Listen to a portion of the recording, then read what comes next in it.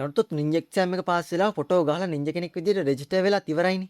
දැන් තියෙන්නේ කට්ටිය ටීම් වලට බෙදන්න. පාස් වෙච්ච හැමෝම එක ටීම් එකට 3 දෙනා ගානේ ටීම් 10කට බෙදෙනවා. එක ටීම් එකක් එක ජොනින් කෙනෙක් යටතේ තමයි හැන්ඩල් වෙන්නේ. මුන්ගේ ඇකඩමි ඉන්නව සකුර කියලා කෙල්ලෙක්.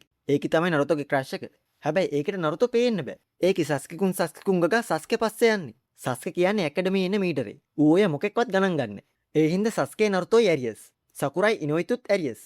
ඒකිත් සස්කේට ලයින් දානවනේ. ඒක විතරක් නෙවෙයි හැම කෙල්ලම ලයින් දාන්නේ ඌට. හිනත විතරයි පාඩුවේ ඉන්නේ. කොහොම හරි නරුතෝයි සස්කේ සකුරයි තුන් දෙනාම එකම ටීම් එකට වැටුනේ. ඉතින් උන්ගේ සෙන්ස එනකන් උන් ඉන්ටර්වල් එකට එළියට ගියා. නරුතෝ සස්කේ කන වෙලාවේ ඌ ඉන්න තැනට පැනලා ඌව ලණුවකින් බැඳලා සස්කේ වගේම හෙංගයක් දාගෙන ගියා සකුරට ලයින් පාරක් දාන්න. ඒකට ලයින් කර කර ඉද්දි ඌට බෝකක් charge වුණානේ. ඌ ඒක නිදාස් කරගන්න යනකොට සස්කේ එතනින් බේරිලා ඇවිල්ලා. ඌ ඇවිල්ලා නරුතෝ කොහෙද කියලා අහනකොට නරුතෝගෙන් වැඩක් නැහැ. ඌ කොහොමත් කියන දේ අහන එකෙක් නෙවෙයි. අම්මා තාත්තා නැතුව හදනම ඔහොම තමයි කියලා මේකේ කියවන්න ගත්තා. හරි එකාට කිව්වේ. උගෙත් අම්මයි තාත්තයි නැහැනේ. සස්කේ වැඩි කියවන්න ගියේ නැහැ. තමස වගේ වුණා මට පේන්න බෑ කියලා ඌ ගියා යන්න.